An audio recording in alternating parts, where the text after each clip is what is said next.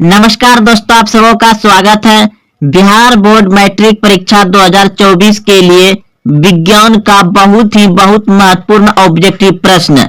यह सभी प्रश्न पिछले वर्षों में बहुत बार पूछे गए हैं और बिल्कुल इसी तरह प्रश्न आगे भी 2024 में पूछे जाएंगे। तो पहला प्रश्न आप देख रहे हैं, मैदानी पारिस्थितिक तंत्र में तृतीय उपभोक्ता होता है। तृतीय उपभोक्ता होता है मेढक। ऑप्शन नंबर बी सही है। अगला प्रश्न है, एक वन पारिस्थितिक तंत्र में हिरण होते हैं। एक वन पारिस्थितिक तंत्र में हिरण होते हैं, तो हिरण क्या होते हैं? प्राथमिक उपभोक्ता। ऑप्शन नंबर बी सही है। अगला प्रश्न है, यूरो 2 का संबंध है। यूरो 2 का संबंध है, तो यह यूरो 2 क्या है? एक वायु प्रदूषण से संबंधित है। वायु प्रदूषण से संबंधित है। ऑप्शन नंबर ए सही हो जाएगा, वायु प्रदूषण से संबंधित है। अगला प्रश्न है, किसी पारितंत्र के जैविक घटक होते हैं। किसी पारितंत्र के जैविक घटक होते हैं, तो पौधे एवं मृदा, यानी पौधे और मिट्टी, पौधे और मृदा। ऑप्शन नंबर बी सही है। अगला प्रश्न है, डेंगू उत्पन्न करने वाले मच्छर किस तरह के जल में रहते हैं? डेंगू उत्पन्न करने वाले मच्छर किस जल में रहते हैं? तो डेंगू उत्पन्न करने वाले मच्छर रहते हैं साफ जल में। ऑप्शन नंबर ए सही है, साफ जल में। अगला प्रश्न है,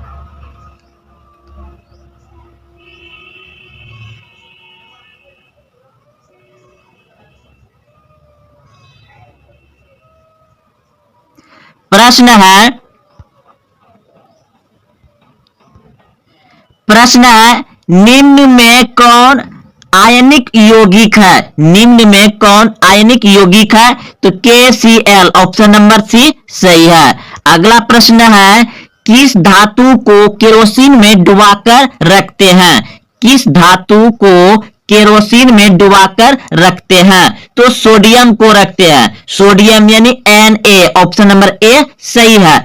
और सोडियम जो है ना, ये मुलायम होता है, पनीर की तरह मुलायम होता है और इसे चाकू से आसानी से काटा जा सकता है।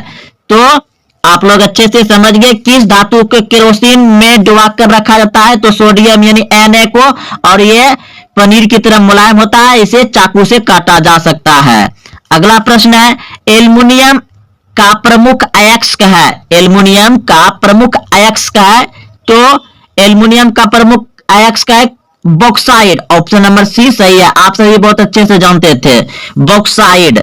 अगला प्रश्न है, किस धातु को जल में डुबाकर रखते हैं? किस धातु को जल में डुबाकर रखते हैं?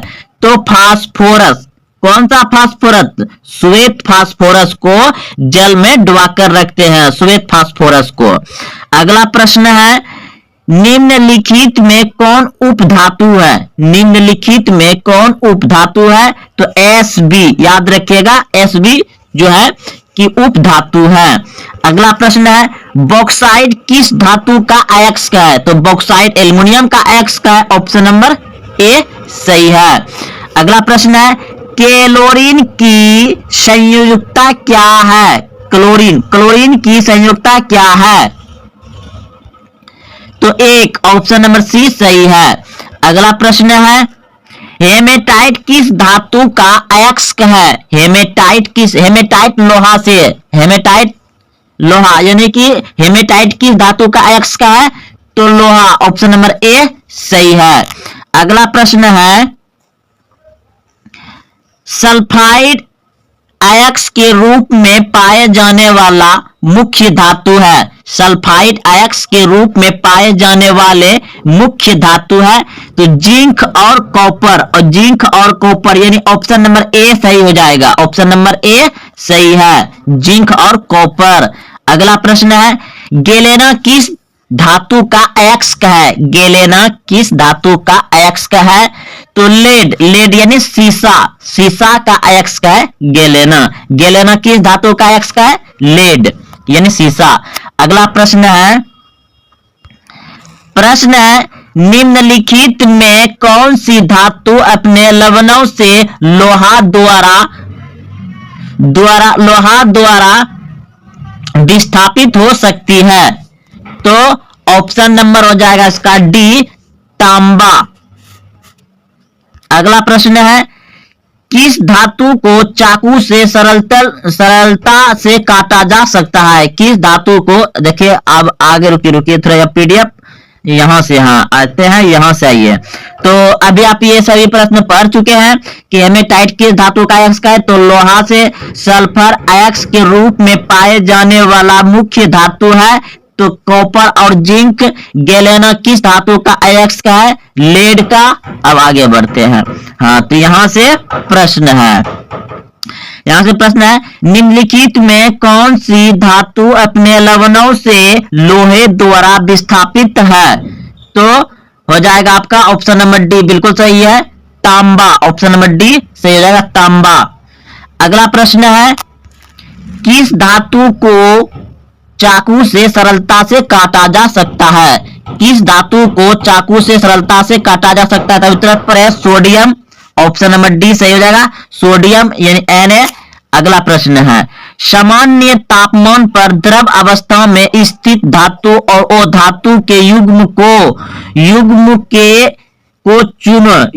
को चुने, यानी कि कराए कि देखिए सामान्य तापमान जो हर समान रह जाता है,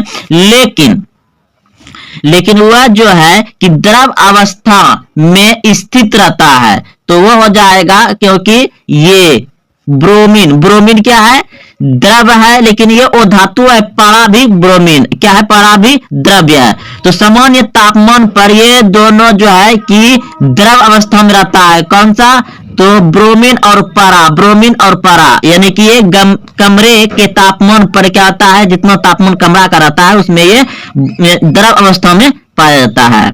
तो ये हो गया आपका पारा धातु है और ये ओ धातु है, ब्रोमीन। अगला प्रश्न है, ये तो हेमेटाइट किस धातु का अयस्क है? तो हेमेटाइट अभी तुरंत पढ़े, बताइए किस धातु का अयस्क है हेमेटाइट किस धातु का अयस्क है? तो ऑप्शन नंबर डी, लोहा का संकेत क्या होता है? Fe। तो हेमेटाइट किस धातु का अयस्क है? लोहा, Fe, डी।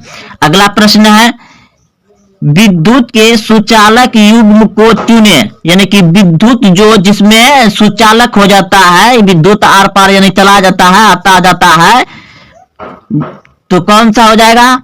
तो हम देख रहे हैं कि लोहा और ग्रेफाइट, तो ये तो बिल्कुल सही है।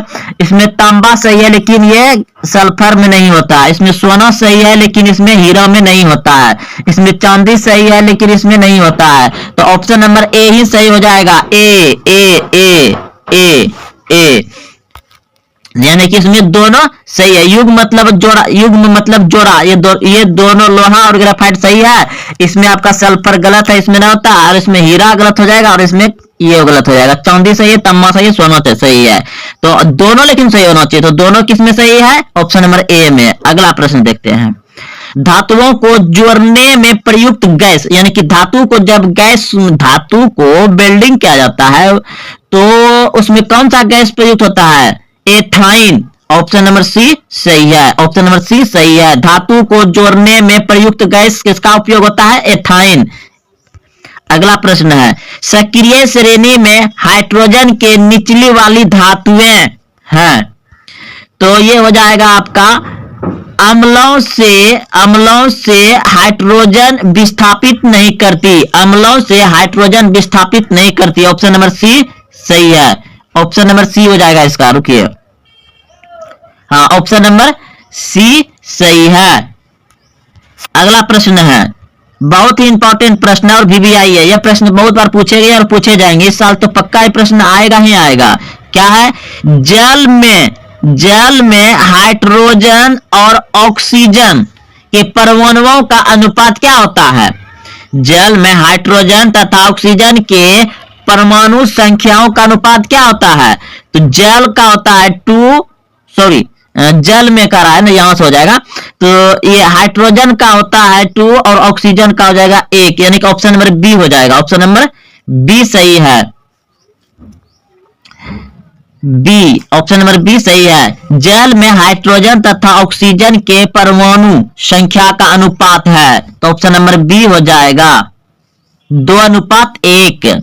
अगला प्रश्न है, निम्नलिखित में किस प्रक्रिया द्वारा धातु के गुणों में उपयोगी परिवर्तन लाया जा सकता है? तो ऑप्शन नंबर सी सही है, ऑप्शन नंबर सी सही हो जाएगा। अगला प्रश्न है, देखिए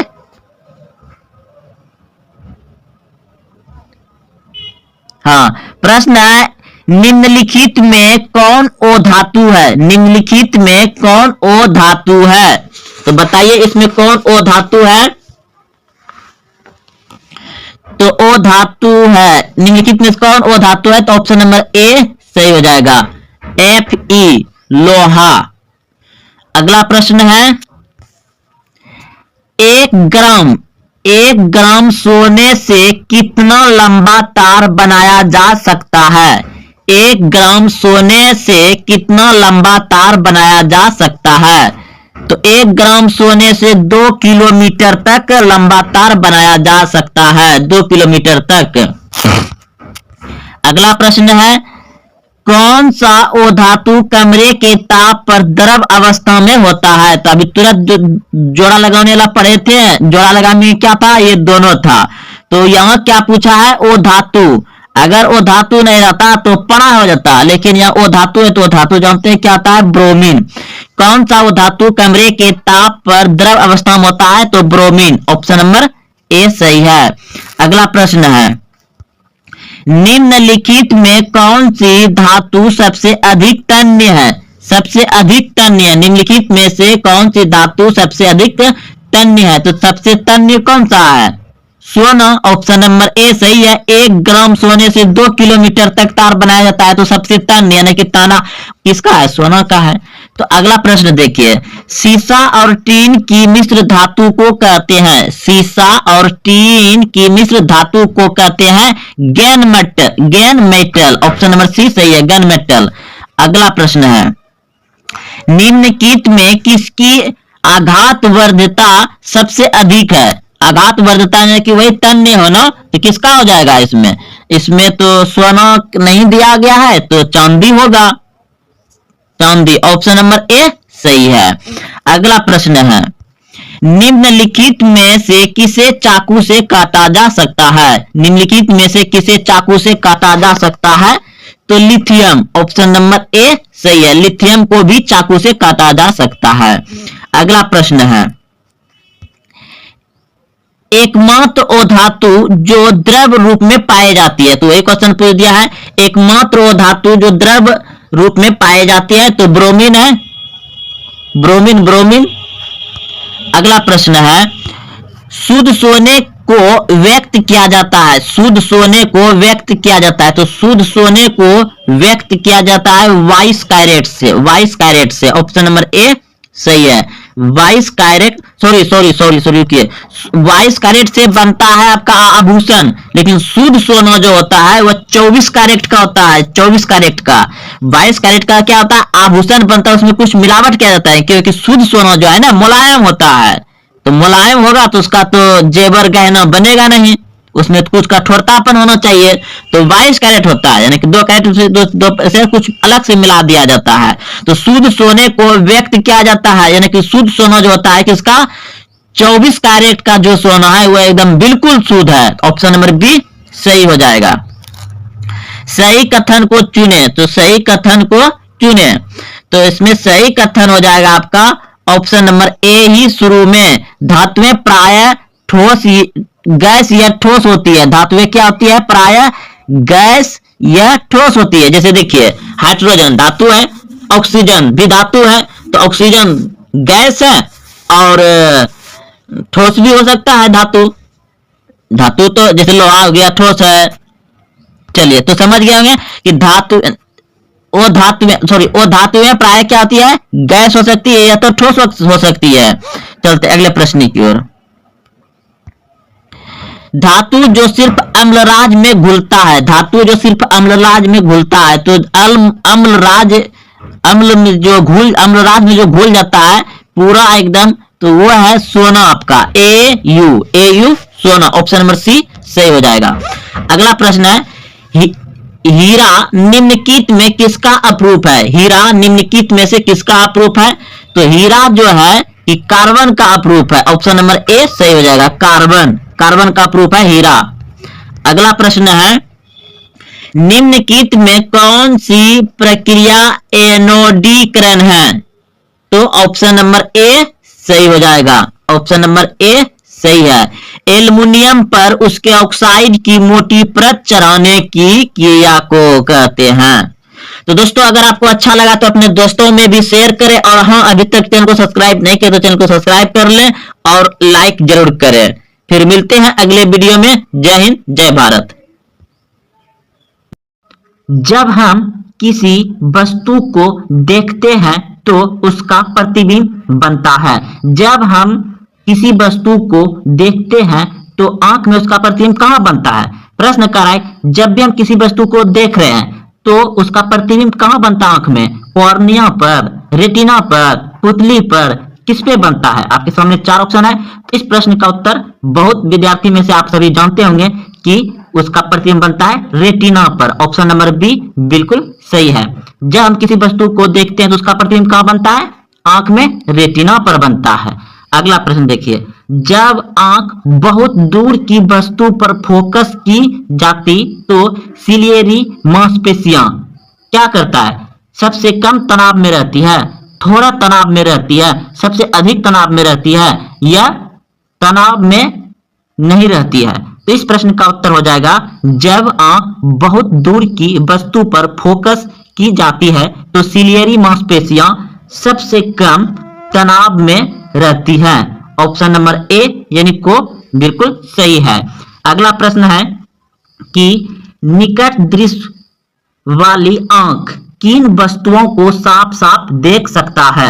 यानी प्रश्न कर रहा है कि जिस व्यक्ति को निकट दृष्टि दोष है, निकट दृष्टि दोष है, उसको कह दिया डॉक्टर ने इसको निकट दृष्टि दोष है, तो वह किन वस्तु को साफ साफ देख सकता है? तो वह नजदीक की वस्तु को साफ साफ देख सकता है। दोस्तों याद रखिएगा, निकट इस वस्तु को साफ साफ देख सकता है, निकट इस वस्तु को ही साफ साफ देख सकता है निकट दृष्टि दोष वाले व्यक्ति। अगला प्रश्न देखिए, प्रश्न है इस आपका ये कि मायोपिया वही है जो है? तो मायोपिया होता है निकट दृष्टि दोष। ऑप्शन नंबर ए बिल्कुल सही है। अगला प्रश्न है आपका 7 नंबर, हाइपरमेट्रोपिया वही है जो है? तो इस प्रश्न का उत्तर होगा आपका ऑप्शन नंबर बी बिल्कुल सही है। दीर्घ दृष्टि दोष जो होता है दीर्घ दृष्टि दोष में आता है। अगला प्रश्न देखिए, प्रश्न है नेत्र के किस दोष को दूर करने के लिए अवतल लेंस का व्यवहार किया जाता है? नेत्र के किस दोष को दूर करने के लिए अवतल लेंस का व्यवहार किया जाता है? तो इस प्रश्न का उत्तर होगा आपका ऑप्शन नंबर ए बिल्कुल सही है, निकट दृष्टि दोष। निकट दृष्टि दोष के लिए अवतल लेंस का व्यवहार किया जाता है। अगला प्रश्न है आपका कि सामान्य नेत्र के लिए निकट बिंदु और दूर बिंदु क्रमशः, सामान्य नेत्र के लिए यानी कि सामान्य नेत्र के लिए निकट बिंदु और दूर बिंदु क्रमशः। तो सबसे पहले दोस्तों पूछा है निकट तो आप सभी जानते हैं कि निकटतम बिंदु कितना होता है? 25 cm। कितना होता है? 25 cm होता है। और दूर बिंदु यानी कि अधिकतम कितना होता है? अनंत होता है। तो इस प्रश्न का उत्तर हो जाएगा आपका ऑप्शन नंबर बी बिल्कुल सही है, क्योंकि पहले हमको निकटतम पूछा है तो पहले यहाँ पे हमारा निकटतम 25 cm है, फिर बाद में पूछा है दूर बिंदु, तो दूर बिंदु कितना होता है? अनंत तक। यानी कि हम लोग निकटतम सबसे कम 25 cm की दूरी को साफ साफ देख सकते हैं, और अधिकतम पूछा जाए तो अनंत बहुत दूर तक हम लोग साफ साफ देख सकते हैं। दोस्तों यहाँ भी ऑप्शन में दिया हुआ है, लेकिन ये गलत है, क्योंकि यहाँ पहले पूछा गया निकटतम, तो निकटतम यहाँ पहले दिया गया 25 cm, और दूर बिंदु दिया है लास्ट में, तो लास्ट में। तो ऑप्शन नंबर बी सही है। अगला प्रश्न है नेत्र के किस दोष को हटाने के लिए उत्तल लेंस का व्यवहार किया जाता है? नेत्र के किस दोष को हटाने के लिए उत्तल लेंस का व्यवहार किया जाता है? तो इस प्रश्न का उत्तर होगा आपका ऑप्शन नंबर खो बिल्कुल सही है, यानी बी दीर्घ दृष्टि दोष।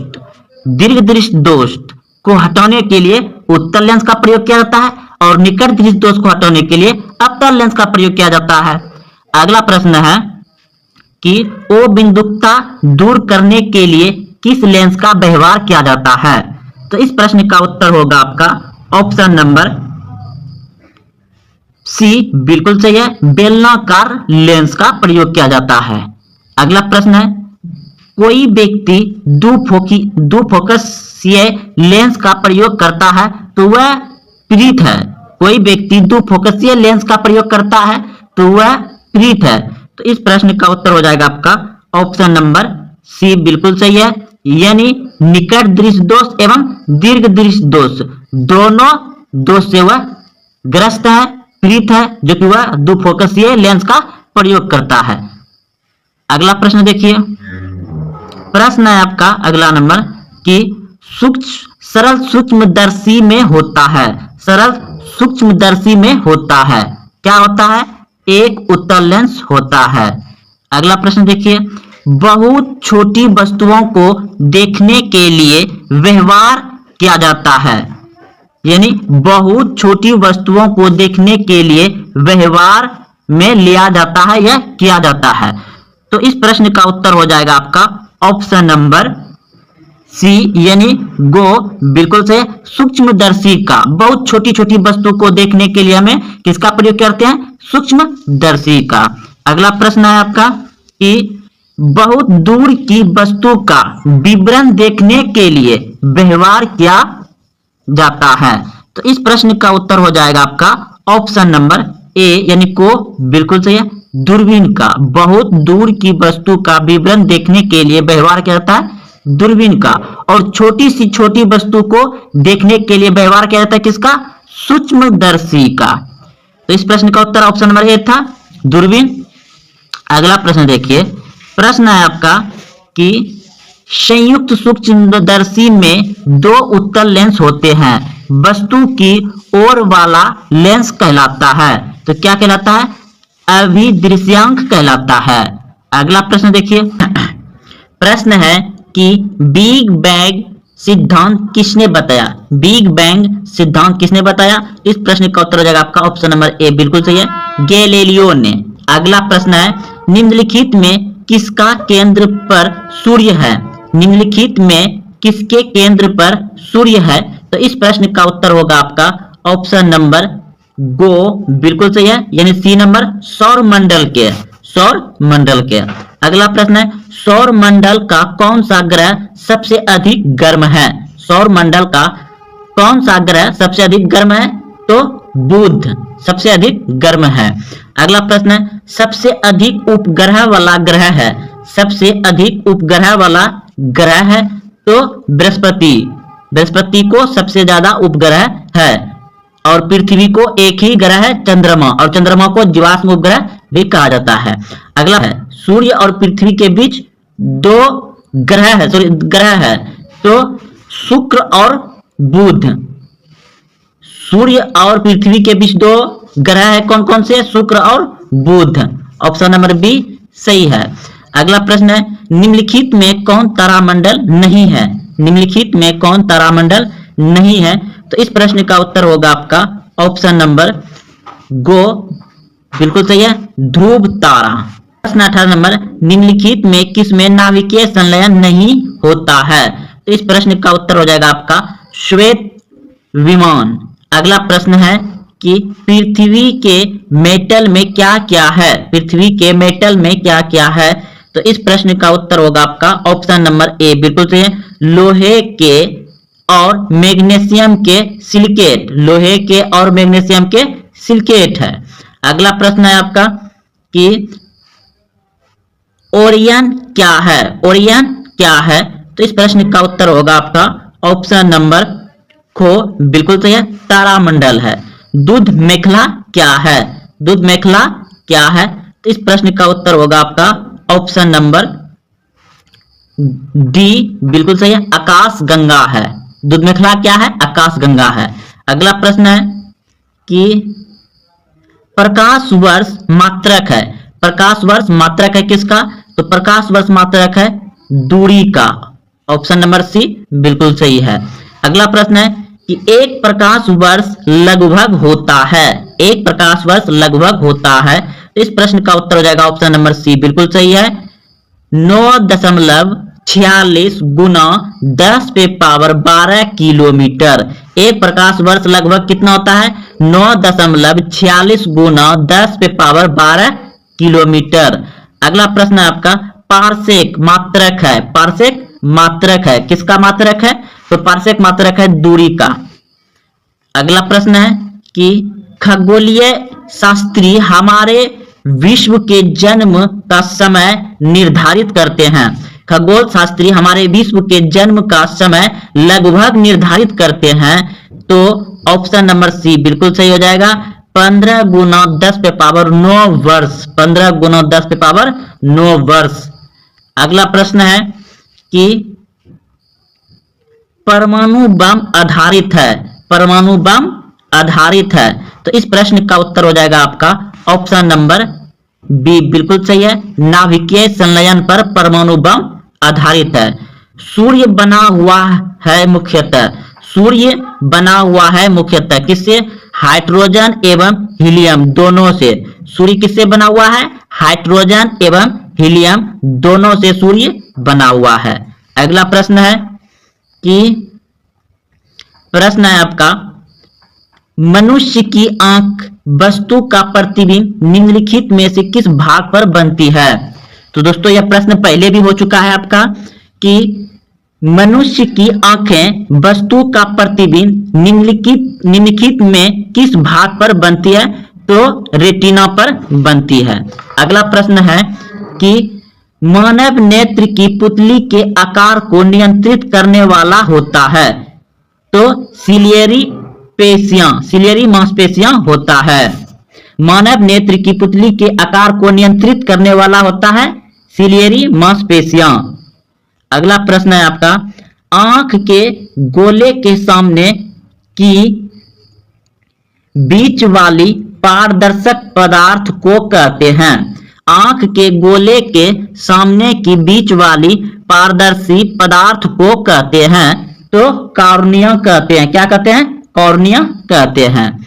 अगला प्रश्न है सामान्य आंख के रेटिना यानी दृष्टि पटल पर बनने वाला प्रतिबिंब क्या होता है? वास्तविक और उल्टा होता है, वास्तविक और उल्टा होता है। यानी हमारे आंख पे प्रतिबिंब कैसा बनता है? वास्तविक और उल्टा। सामान्य आंख के रेटिना दृष्टि पटल पर बनने वाला प्रतिबिंब होता है वास्तविक और उल्टा। अगला प्रश्न देखिए नेत्र के उस गुण को जो भिन्न भिन्न दूरी पर स्थित वस्तुओं को फोकस करने में मदद करता है कहा जाता है। नेत्र के उस गुण को जो नेत्र के उस गुण को जो विभिन्न दूरी पर स्थित वस्तुओं को फोकस करने में मदद करता है उसे कहा जाता है। तो इस प्रश्न का हो जाएगा समक्षमता।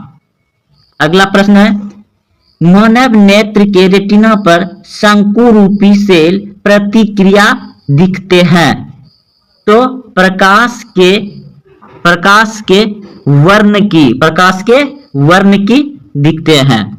अगला प्रश्न है निकट दृष्टि वाले मनुष्य के चश्मे में होता है। निकट दृष्टि दोष वाले मनुष्य के चश्मे में होता है, तो अप्तर लेंस होता है। निकट दृष्टि दोष को होता है, उसका चश्मा क्या होता है? अप्तर लेंस होता है। पहले भी ये क्वेश्चन पढ़ चुके हैं शुरू में। अगला प्रश्न है आपका प्रश्न है दूर दृष्टि वाली आंख साफ साफ देख सकती है। दूर दृष्टि वाली आंख साफ साफ देख सकती है, तो दूर की वस्तु को साफ साफ देख सकती है। जिसे दूर दृष्टि दोष है उसे दूर दूर की वस्तु साफ साफ दिखाई देगा। अगला प्रश्न है कि दूर दृष्टि दोष दूर करने के लिए चश्मे में प्रयोग किया जाता है, तो उत्तल लेंस। दूर दृष्टि दोष को दूर करने के लिए कौन सा चश्मे में प्रयोग किया जाता है? उत्तल लेंस का प्रयोग किया जाता है। अगला प्रश्न है कि सामान्य आंख के लिए स्पष्ट दृष्टि की न्यूनतम दूरी होती है। सामान्य आंख के लिए स्पष्ट दृष्टि की न्यूनतम दूरी होती है, तो आप सभी जानते हैं कि 25 cm होती है। अगला प्रश्न देखिए, जरा दृष्टि दोष को दूर करने के लिए काम में लाया गया लेंस होता है। जरा दृष्टि दोष को दूर करने के लिए काम में लाया जाने वाला लेंस होता है। तो इस प्रश्न का उत्तर हो जाएगा आपका दुफोकसीय लेंस। जरा दृष्टि दोष में कौन सा लेंस प्रयोग किया जाता है? दुफोकसीय लेंस प्रयोग किया जाता है। अगला प्रश्न है आपका, किस दृष्टि दोष के निवारण के लिए अवतल लेंस का प्रयोग किया जाता है? किस दृष्टि दोष के निवारण के लिए अवतल लेंस का प्रयोग किया जाता है? तो निकट दृष्टि दोष के लिए अवतल लेंस का प्रयोग किया जाता है। चलते दोस्तों अगले प्रश्न की ओर। तो दोस्तों यह प्रश्न था, बहुत अच्छे प्रश्न है। आप अगर आपको अच्छा लगा है तो अपने दोस्तों में शेयर जरूर करें। प्रश्न है कि आपका उत्तल दर्पण से बना प्रतिबिंब होता है। उत्तल दर्पण से बना प्रतिबिंब होता है हमेशा सीधा। उत्तल दर्पण से बना प्रतिबिंब होता है हमेशा सीधा। अगला प्रश्न है आपका कि किसी वस्तु बीम का आवर्धित काल्पनिक प्रतिबिंब होता है। तो इस प्रश्न का उत्तर हो जाएगा आपका अवतल दर्पण से। अगला प्रश्न है कि दाढ़ी बनाने के लिए उपयुक्त गोलीय दर्पण में सीधा प्रतिबिंब प्राप्त करने के लिए चेहरे को रखना चाहिए। तो सीधा प्रतिबिंब प्राप्त करने के लिए चेहरे को रखना चाहिए मुख्य फोकस और ध्रुव के बीच। मुख्य फोकस और ध्रुव के बीच। अगला प्रश्न है, गोलीय दर्पण की फोकस दूरी उसकी वक्रता त्रिज्या की क्या होती है? आधी होती है। गोलीय दर्पण की फोकस दूरी उसकी वक्रता त्रिज्या की आधी होती है। ऑप्शन नंबर ए बिल्कुल सही है। अगला प्रश्न है कि हजामत बनाने के लिए जिस दर्पण का व्यवहार किया जाता है वह होता है अवतल। क्या होता है? अवतल। हजामत बनाने के लिए किस दर्पण का व्यवहार किया जाता है? अवतल दर्पण का। अगला प्रश्न है कि जब किसी वस्तु को अवतल दर्पण के सामने प्रधान फोकस और ध्रुव के बीच रखा जाता है तो किस प्रकार का प्रतिबिंब बनता है? तो काल्पनिक और सीधा बनता है। काल्पनिक और सीधा बनता है। अगला प्रश्न है, मोटर गाड़ी के चालक के सामने लगा रहता है। मोटर गाड़ी के चालक के सामने लगा रहता है। तो इस प्रश्न का उत्तर हो जाएगा आपका उत्तल दर्पण। क्या लगा रहता है? उत्तल दर्पण। अगला प्रश्न है, जो सतह नियमित रूप से प्रकाश का परावर्तन करता है वह है। जो सतह नियमित रूप से प्रकाश का परावर्तन करता है वह है दर्पण। वह क्या हो जाएगा? दर्पण। जो भी चिकनाहट वस्तु जो प्रकाश का परावर्तन करते हैं उसे क्या कहते हैं? दर्पण। अगला प्रश्न देखिए, उत्तल दर्पण द्वारा बना प्रतिबिंब होता है। उत्तल दर्पण द्वारा बना प्रतिबिंब होता है। तो उत्तल दर्पण द्वारा बना प्रतिबिंब होता है काल्पनिक एवं छोटा। काल्पनिक एवं छोटा होता है। प्रश्न 11 नंबर, एक अवतल दर्पण की फोकस दूरी 12 सेंटीमीटर है। उसकी वक्रता त्रिज्या होगी। उसकी वक्रता त्रिज्या होगी। तो देखिए दोस्तों, इसका सूत्र होता है कि R बराबर यानी कि R बराबर त्रिज्या बराबर होता है 2f। f मतलब फोकस दूरी, तो 2 रह जाएगा। तो फोकस दूरी कितना दिया हुआ है? गुना 12 हो जाएगा। तो 12 दूना कितना हो जाएगा?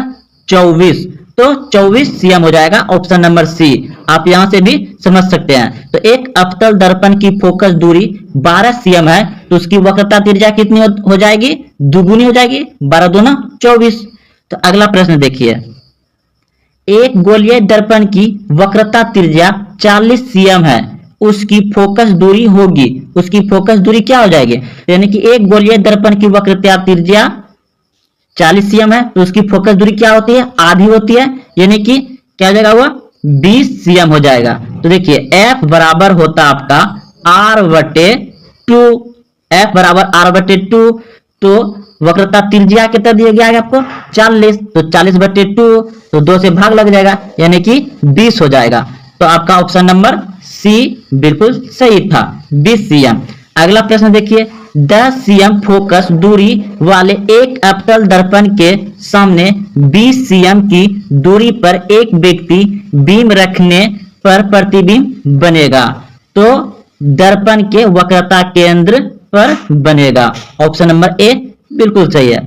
अगला प्रश्न आपका, एक गोलीय दर्पण से 5 cm की दूरी पर रखी एक वस्तु बीम का प्रतिबिंब दर्पण में 30 cm की दूरी पर उसी ओर बनाता है जिस ओर वस्तु बीम है, तो आवर्धन है। तो इस प्रश्न का उत्तर देखिए, आपका आवर्धन बराबर सूत्र होता है, यानी m बराबर सूत्र होता है माइनस v बटे यू।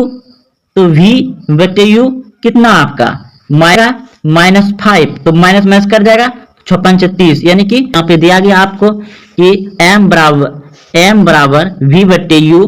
तो आप 30 u बटे v का फॉर्मूला बैठा करके आराम से निकाल सकते हैं, -6 आ जाएगा। अब अगला प्रश्न देखिए, अवतल दर्पण है। अवतल दर्पण क्या है? अवसारी है। अवतल दर्पण क्या है? अवसारी दर्पण है। अगला प्रश्न देखिए, किस दर्पण में हमेशा आभासी और छोटा प्रतिबिंब बनता है? किस दर्पण में हमेशा आभासी और छोटा प्रतिबिंब बनता है? इस प्रश्न का उत्तर हो जाएगा आपका ऑप्शन नंबर बी, बिल्कुल सही है, उत्तल दर्पण में। तो इनमें से कौन अंतःस्रावी ग्रंथि है? इनमें से कौन अंतःस्रावी ग्रंथि है? तो ऑप्शन नंबर डी बिल्कुल सही है, थायराइड ग्रंथि है। अगला प्रश्न है, आयोडीन की कमी से कौन सा रोग होता है? आयोडीन की कमी से कौन सा रोग होता है? तो आप सभी जानते हैं घेंघा रोग होता है। ऑप्शन नंबर ए बिल्कुल सही है। अगला प्रश्न है, निम्न में से कौन पिट्यूटरी ग्रंथि से निकलने वाला हार्मोन है? निम्न में से कौन पिट्यूटरी ग्रंथि से निकलने वाला हार्मोन है? तो ऑप्शन नंबर ए बिल्कुल सही है, वृद्धि हार्मोन। ऑप्शन नंबर ए सही है, वृद्धि हार्मोन। अगला प्रश्न है, तंत्रिका तंत्र की रचनात्मक एवं क्रियात्मक इकाई को कहते हैं? तंत्रिका तंत्र की रचनात्मक एवं क्रियात्मक इकाई को कहते हैं? तो ऑप्शन नंबर बी बिल्कुल सही है, न्यूरॉन कहते हैं। अगला प्रश्न है, किसे रासायनिक दूत कहा जाता है? ये सभी प्रश्न देख रहे हैं दोस्तों, 2020-18 में जितने पूछे गए सभी प्रश्न को लाए हैं। आप प्रश्न को अच्छे से पढ़ें और याद रखें। अगर आप पहले से जान रहे हैं तो कमेंट जरूर करें। तो किसे रासायनिक दूत कहा जाता है? तो हार्मोन को। ऑप्शन नंबर सी सही है, हार्मोन। अगला प्रश्न है, परिपथ में किन्हीं दो बिंदुओं के बीच का विभवांतर मापा जाता है? परिपथ में किन्हीं दो बिंदुओं के बीच का विभवांतर मापा जाता है? तो वोल्टमीटर से। ऑप्शन नंबर बी सही है, वोल्टमीटर से। अगला प्रश्न है, चुंबक के विजातीय ध्रुव के बीच होता है? चुंबक के विजातीय ध्रुवों के बीच होता है? तो आकर्षण। ऑप्शन नंबर ए सही है। अगला प्रश्न है, निम्न में से किस लेंस की फोकस दूरी धनात्मक होती है? निम्न में से किस लेंस की फोकस दूरी धनात्मक होती है? तो उत्तल लेंस की। ऑप्शन नंबर बी सही है, उत्तल लेंस। अगला प्रश्न है, प्रकाश के प्राथमिक वर्ण यानी रंग है। प्रकाश के प्राथमिक वर्ण यानी रंग कौन कौन से होते हैं? प्रथम रंग वर्ण तो लाल, नीला, हरा। लाल, हरा, नीला होता है, तो इनमें तीनों हो जाएगा, यानी इनमें सभी भी हो सकता है या इनमें तीनों, ए बी सी तीनों।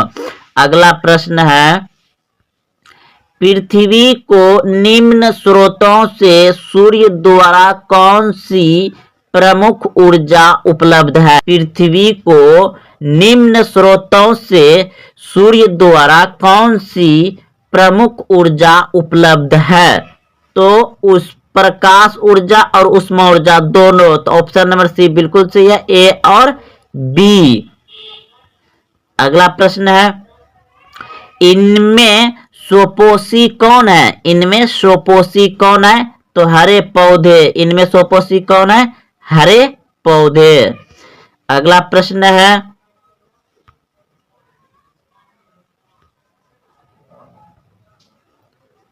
1 pm यानी पिकोमीटर बराबर होता है, 1 पिकोमीटर बराबर होता है 10 पे power -12 metre. Option number A सही है। अगला प्रश्न है, आधुनिक आवर्त सारणी में 36 कतारों की संख्या है।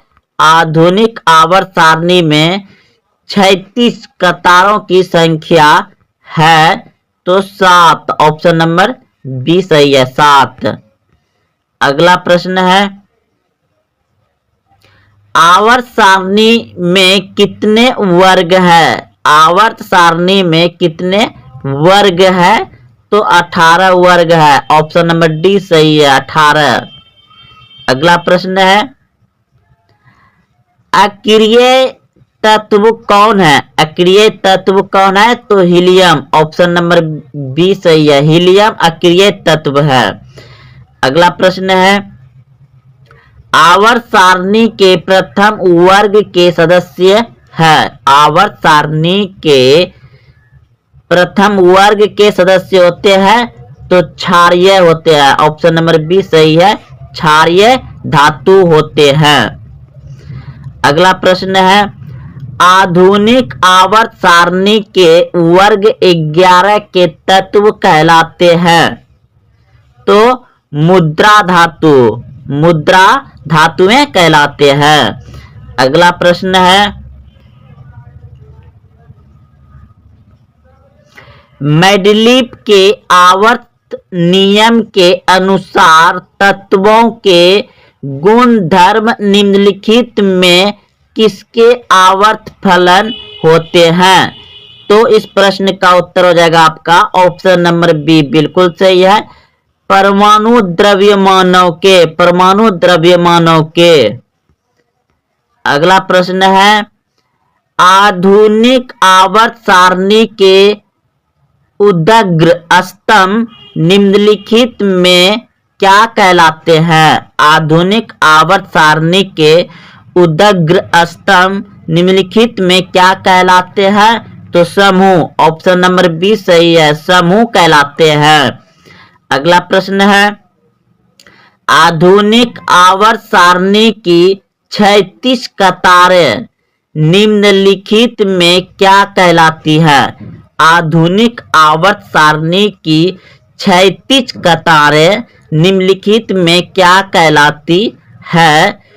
तो आवर्त। ऑप्शन नंबर ए सही है, आवर्त कहलाते हैं। 36 कतारों को क्या कहते हैं? आवर्त। अगला प्रश्न है, निम्नलिखित में से कौन सबसे कम अभिक्रियाशील धातु है? निम्नलिखित में से कौन सबसे कम अभिक्रियाशील धातु है? तो Fe यानी लोहा, Fe। अगला प्रश्न है, अष्टक सिद्धांत को किसने स्थापित किया? अष्टक सिद्धांत को किसने स्थापित किया? तो न्यूलैंड्स ने किया। ऑप्शन नंबर बी सही है। अगला प्रश्न है, निम्नलिखित में कौन विद्युत शक्ति का SI मात्रक है? निम्नलिखित में कौन विद्युत शक्ति का SI मात्रक है? तो ऑप्शन नंबर ए बिल्कुल सही है, वाट। अगला प्रश्न है, विद्युत परिपथ में विद्युत धारा को मापने के लिए निम्नलिखित में से किस युक्ति का उपयोग होता है? यानी विद्युत परिपथ में विद्युत धारा को मापने के लिए किस युक्ति का उपयोग किया जाता है? तो आमीटर। ऑप्शन नंबर सी बिल्कुल सही है, आमीटर। अगला प्रश्न है, निम्नलिखित में से कौन विद्युत का सबसे अच्छा चालक है? निम्नलिखित में से कौन विद्युत का सबसे अच्छा चालक है? तो चांदी। ऑप्शन नंबर ए सही है, चांदी। अगला प्रश्न है, निम्नलिखित में कौन विद्युत का सुचालक है? निम्नलिखित में कौन विद्युत का सुचालक है? तो ऑप्शन नंबर सी बिल्कुल सही है, ग्रेफाइट। अगला प्रश्न है, निम्नलिखित में से कौन विद्युत विभवांतर का एसआई मात्रक है? निम्नलिखित में से कौन विद्युत विभवांतर का एसआई मात्रक है? तो ऑप्शन नंबर ए बिल्कुल सही है, वोल्ट। अगला प्रश्न है, किसी क्षार चुंबक के अंदर चुंबकीय क्षेत्र रेखाओं की दिशा क्या होती है? किसी क्षार चुंबक के अंदर चुंबकीय क्षेत्र रेखाओं की दिशा क्या होती है? तो ऑप्शन नंबर बी बिल्कुल सही है, दक्षिण ध्रुव से उत्तर ध्रुव। दक्षिण ध्रुव से उत्तर ध्रुव, ऑप्शन नंबर बी सही है। किसी भी चुंबक के क्षार की अंदर की चुंबकीय रेखा की दिशा होती है दक्षिण ध्रुव से उत्तर ध्रुव। के दो समांतर समतल दर्पण के बीच रखी वस्तु के मूलतः कितने प्रतिबिंब बन सकते हैं? यानी दो समतल दर्पण है और उन दोनों के बीच में इस तरह से मान लीजिए दर्पण है, इस बीच में अगर यदि हम कोई वस्तु रख रहे हैं तो वह कितना प्रतिबिंब बनेगा? ऑप्शन ए 1 है, ऑप्शन बी 2 है, ऑप्शन सी 4 है, ऑप्शन डी अनंत है। अगर आप ऑप्शन नंबर डी सोचे हैं तो बिल्कुल सही सोचे थे, अनंत बनेगा। दो समांतर समतल दर्पण के बीच रखी वस्तु का मूलतः कितना प्रतिबिंब बनता है? अनंत। अगर आप सैलून में जाते होंगे तो उस सैलून में जो बाल कटाने जाते हैं तो सैलून में क्या होता है? समतल दर्पण रहता है और आप उसमें जब बैठते हैं तो देखते हैं कि बहुत सारा इमेज माथे का, पीछे का, आगे का बन जाता है। तो आप समझ गए होंगे कि बहुत सारा बनता है, अनंत। चलते अगले प्रश्न की ओर। प्रश्न है अगला आपका, यदि किसी अवतल दर्पण के ध्रुव से फोकस की दूरी 25 सेंटीमीटर है तो फोकस से वक्रता केंद्र की दूरी क्या होगी? तो 25 सेंटीमीटर होगा। दोस्तों ये बात ये पूछ रहा है कि यहां से यहां तक, यहां से यहां तक की दूरी, यानी कि अवतल दर्पण से, अवतल दर्पण के ध्रुव से फोकस की दूरी कितना है? यहां से 25 सेंटीमीटर है, यहां से। और हम इधर से पूछ देंगे तो बतवा तो एक के पढ़ाना 25 सेंटीमीटर में हो जाएगा। ये एक ही बात बोलता है, यानी कि एक मान लीजिए ए और ये बी है तो बी से ए 25 सेंटीमीटर है। अब फिर बोल देंगे हम ए से बी कितना सेंटीमीटर है तो 25 सेंटीमीटर में रह जाएगा। तो ये प्रश्न पूछ रहा है तो ऑप्शन नंबर बी बिल्कुल सही हो जाएगा। चलते अगले प्रश्न की ओर। प्रश्न है आपका, हीरे का अपवर्तनांक 2.4 है, हीरो में प्रकाश की चाल क्या होगी? जब हीरे का अपवर्तनांक 2.4 रहेगा तो उसमें प्रकाश की चाल कितना रहेगी? ऑप्शन नंबर डी बिल्कुल सही हो जाएगा, 1.2 गुना 10⁸ मीटर प्रति सेकेंड। अगला प्रश्न है, बहुत ही मस्त प्रश्न और अच्छे प्रश्न और बहुत बार पूछे गए हैं। लेंस की क्षमता का एसआई मात्रक क्या होता है? लेंस की क्षमता का एसआई मात्रक क्या होता है? तो दोस्तों इस प्रश्न का उत्तर आप सभी याद रखिएगा, m⁻⁻1, ऑप्शन नंबर सी सही है। अगला प्रश्न है आपका, चंद्रमा पर खड़े अंतरिक्ष यात्री को आकाश प्रतीत होता है। चंद्रमा पर खड़े आकाश प्रतीत कैसा होता है? दोस्तों सबसे पहले चंद्रमा की बात करें तो चंद्रमा क्या है? एक उपग्रह है। किसका? पृथ्वी का एकमात्र उपग्रह है। और जीवाश्म ग्रह किसे कहते हैं? चंद्रमा को ही जीवाश्म ग्रह कहते हैं। दोस्तों जब चंद्रमा पर कोई भी व्यक्ति जाता है तो चंद्रमा पे क्या है? वायुमंडल नहीं है, जिसके कारण एक दूसरे का आवाज नहीं सुन पाता है। और यहाँ जब वायुमंडल नहीं होने के कारण यहाँ आप कार्य जो है कि 6 गुना कर सकते हैं। अगर आप यहाँ पे 3 केजी उठा सकते हैं तो वहां 18 केजी का उठा सकते हैं अधिकतम। तो दोस्तों आप सभी समझ गए कि चंद्रमा पर खड़े अंतरिक्ष यात्री को आकाश प्रतीत कैसा होता है, तो काला। ऑप्शन नंबर डी सही है।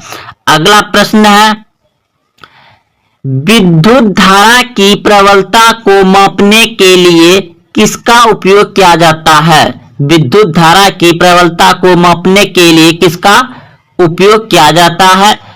तो इस प्रश्न का उत्तर हो जाएगा ए मीटर। ऑप्शन नंबर ए सही हो जाएगा।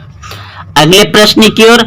प्रश्न है, विद्युत चुंबक बनाने में प्रायः किस पदार्थ के क्षार का उपयोग किया जाता है? विद्युत चुंबक बनाने में प्रायः किस पदार्थ के क्षार का उपयोग किया जाता है? तो ऑप्शन नंबर ए बिल्कुल सही है, नर्म लोहे का। नर्म लोहे का विद्युत चुंबक बनाया जाता है। अगला प्रश्न है आपका, कौन सा ओ धातु विद्युत का सुचालक है? कौन सा ओ धातु विद्युत का सुचालक है? तो इस प्रश्न का उत्तर हो जाएगा आपका ग्रेफाइट। ऑप्शन नंबर बी सही है।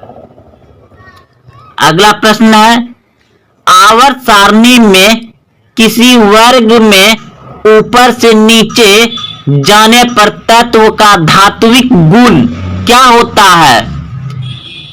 आवर्त सारणी में किसी वर्ग में ऊपर से नीचे जाने पर तत्व का धात्विक गुण क्या होता है? ऑप्शन नंबर सी बिल्कुल सही, बढ़ता है। किसी आवर्त सारणी में वर्ग में ऊपर से नीचे जाने पर क्या होता है? धात्विक गुण बढ़ता है। ऑप्शन नंबर सी सही हो जाएगा।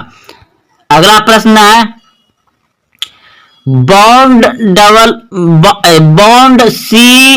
COOH अभिक्रिया मूलक होते हैं। बॉन्ड COOH अभिक्रियाशील मूलक होते हैं। तो इस प्रश्न का उत्तर हो जाएगा आपका ऑप्शन नंबर बी बिल्कुल सही है। दोस्तों आप सभी अपने दोस्तों में भी वीडियो को शेयर करें और लाइक करें, कमेंट करें और सब्सक्राइब जरूर करें अगर आप अभी तक नहीं किए हैं। तो बिल्कुल ऐसे ही प्रश्न बिहार बोर्ड में पूछे जाते हैं और ये सभी क्वेश्चन बैंक का दोस्तों रिपीट होते रहता है। क्वेश्चन बार बार 5 साल का, 6 साल का, 2 साल का, 3 साल का यही रिपीट होते रहता है, क्योंकि इससे पहले 6-7 साल पहले इतना ऑब्जेक्टिव नहीं पूछा जाता था। 20 ऑब्जेक्टिव पूछा जाता था, उससे पहले और नहीं पूछा जाता था, सिर्फ सब्जेक्टिव रहता था। अब आप लोगों को 40 ऑब्जेक्टिव कर दिया है। तो चलते हैं अगले प्रश्न की ओर। साइंस में हीलियम कैसे तत्व है? हीलियम कैसा तत्व है? हीलियम कैसा तत्व है? अक्रिय, क्रियाशील, सक्रिय या उदासीन? तो हीलियम एक अक्रिय गैस है। हीलियम क्या है? अक्रिय गैस है। ऑप्शन नंबर ए सही है। आवर्त सारणी में कितने वर्ग होते हैं? आवर्त सारणी में कितने वर्ग होते हैं? तो 18 वर्ग होते हैं। आवर्त कितना होता है? 7। वर्ग कितने होते हैं? आवर्त सारणी में कितने वर्ग कितने होते हैं? 18 वर्ग होते हैं।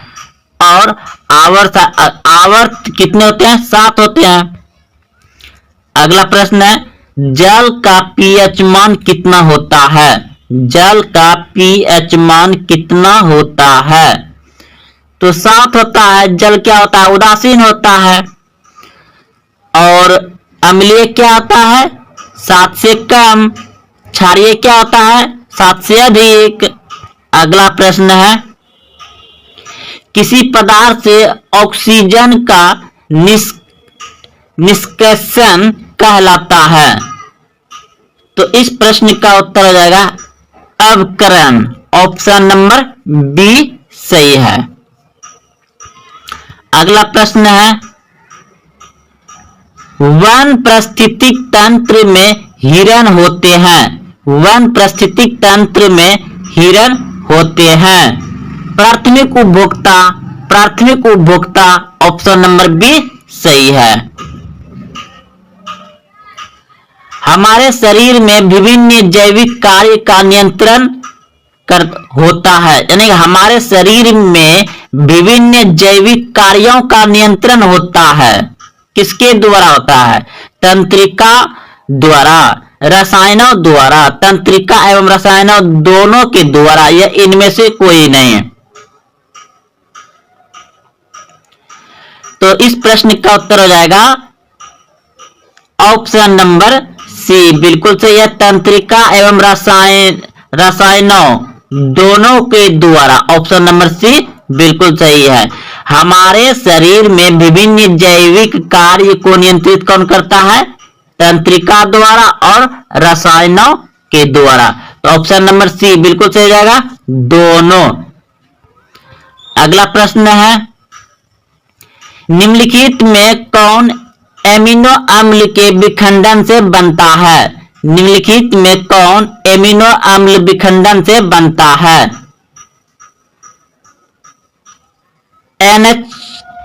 NH3, ऑप्शन नंबर सी सही है।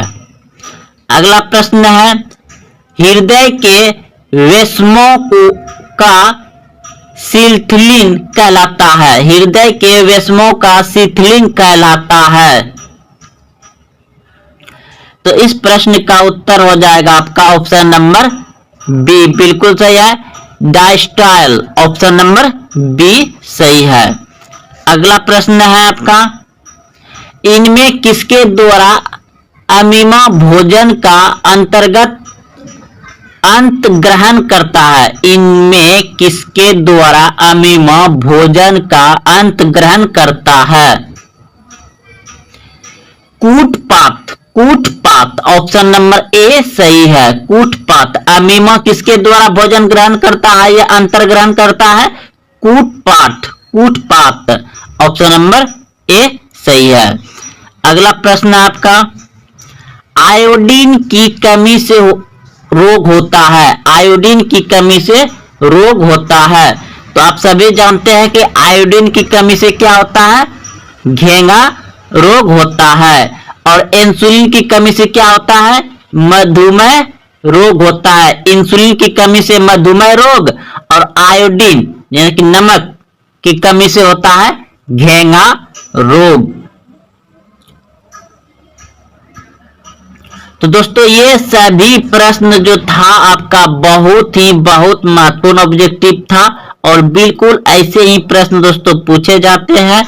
आप इस वीडियो को अंत तक देखते हुए आए हैं, तो आप कमेंट करें कि कैसा लगा, और अपने दोस्तों में शेयर भी जरूर करें। तो चलते हैं, मिलेंगे फिर शाम में। जय हिंद, जय भारत।